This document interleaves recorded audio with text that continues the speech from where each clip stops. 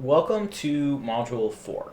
Alright, Module 4 is all about percents and proportional relationships. Now, these are things that we've seen in the past, so let's go ahead and look at these outcomes. Okay, so we understand that p% is just the number p over 100, okay? And I'm going to go into that in more detail a little bit later. And furthermore, that the percent symbol, I actually looked up a name for this symbol, and it turns out it's just the percent sign. All right, students convert between a fraction, decimal, and percent.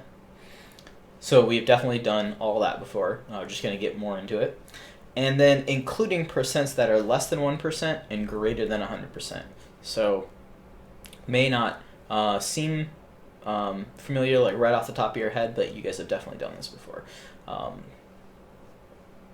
And then finally, students write a non-whole number percent as a complex fraction. We're going to talk about what complex fractions are in a second. Really just a fraction in a fraction. Okay, so let's go ahead and jump into this first opening exercise. It is a matching exercise, and it basically gives you clues all on the right-hand side and percentages on the left-hand side, and you have to just sort of use your prior knowledge of percents to do this matching exercise, okay? I'll do like maybe the first one, and then I'll have you guys pause the video and work through all the rest of these, okay? So, let's see. The first clue that it gives us, I am half of a half. So what is half of a half? Or what are some ways that we can maybe figure this out? Okay. Well, first thing that comes to my mind, and this may be different for all of you guys, but the first thing that comes to my mind is just to literally take 1/2, okay, and then figure out what half of that is. Okay. Well, how do we figure out what half of something is? How do we cut something in half? Well, one way is we divide it by 2. But as we saw in the last module, dividing by 2 is the same thing as multiplying by 1/2. So I'm going to take what I started with, a half, and to find half of that, I'm going to multiply by 1/2. Okay? And now we just have a fraction multiplication problem. So when we're multiplying fractions, we just multiply straight across. So 1 times 1 is 1, 2 times 2 is 4, and we get 1/4. Well, so how do we figure out what percent that is? Well, many of you guys might just already jump at, well, it's 1/4 or 1/4. 1/4 is 25 cents, so hey, that's probably 25%. Yeah, and that's a good way to look at it. But maybe a more formal approach, a more mathematical approach, is to manipulate this fraction so that the denominator becomes 100. So we can actually do that on this one because 4 is a divisor or a factor of 100. Okay, so that means that there's something we can multiply 4 by to get to 100. So we can go ahead and use this trick on this particular problem. Well, what do we need to multiply 4 to get to 100? Well, it's 25. So multiplying top and bottom by 25. 1 times 25 is 25. 4 times 25 is, well, what we were trying to get to, 100. Okay, and bam. 25 out of 100 means 25%, okay? So what I want you guys to do now is pause the video and go through the rest of these, and then what I want you to do is check your answers with the answer key that will be provided, but give this like an honest shot first. So pause the video. I'll see you back here in a second. Okay, here is the answer key. Take a look at it, check your answers, and we will move on to the next one.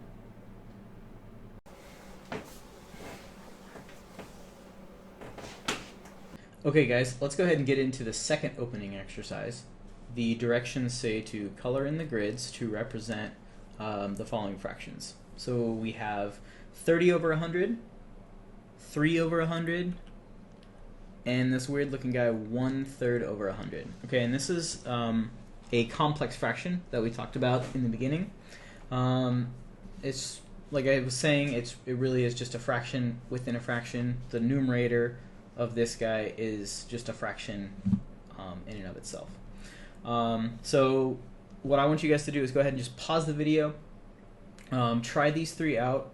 Just remember the definition of percent. You know, p percent means p out of 100.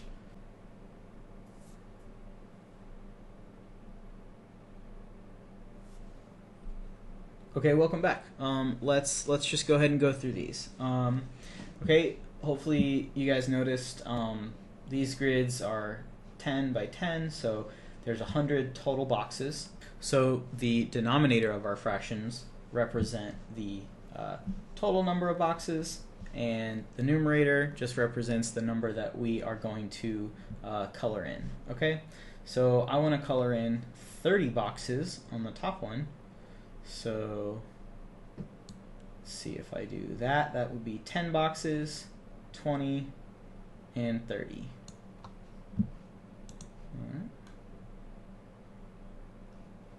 All right, same for B. The numerator is 100, and we have 100 boxes.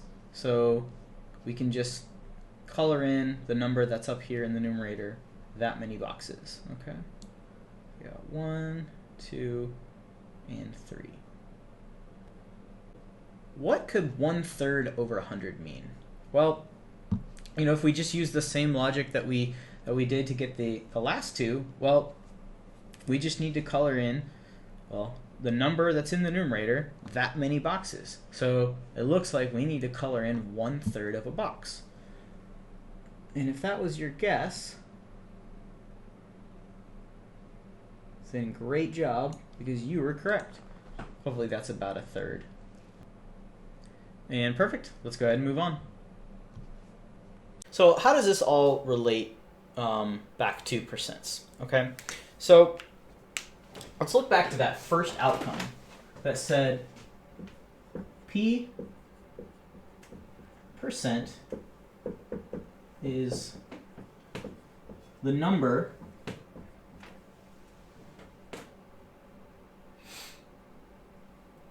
p over 100, and we write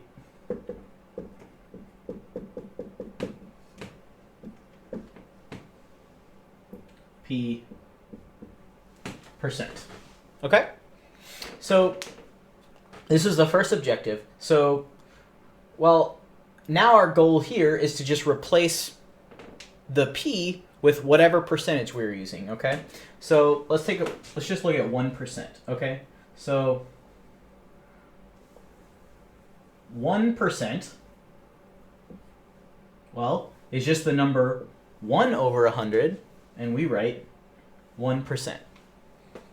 Okay, let's look at the very last example that we did. Part A was 30, so we would say 30% is the number 30 over 100, and we write 30%.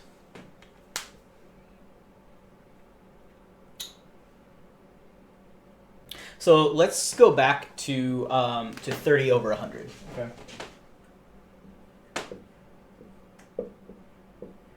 So I want to find some equivalent representations of this number. Okay, so we already know that what we have right here is 30%. Okay, so I'm just going to write that over here. Okay.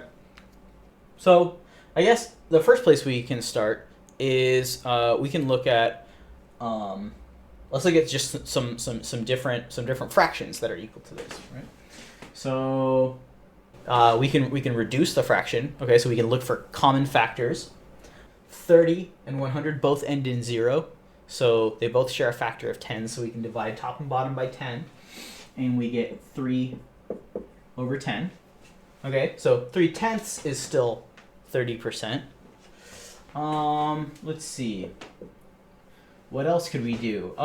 30 and 100 also both have a factor of 2, since they're both even, so we can divide top and bottom by 2. 30 divided by 2 is 15. 100 divided by 2 is 50. Okay. And, well, we just said that these two are equal, but what about these two? Well, is there a number that I can multiply both of these numbers by to get these numbers?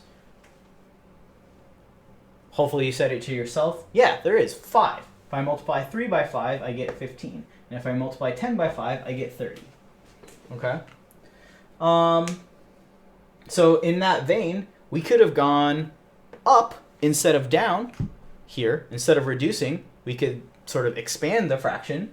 And so instead of dividing by the same number, we multiply by the same number. So let's just pick, I don't know, let's just do 2. We'll multiply them both by 2. So 30 times 2 is 60, and 100 times 2 is 200. Okay, so what's the deal with all of these fractions? Well, they are all equal to 30%, okay?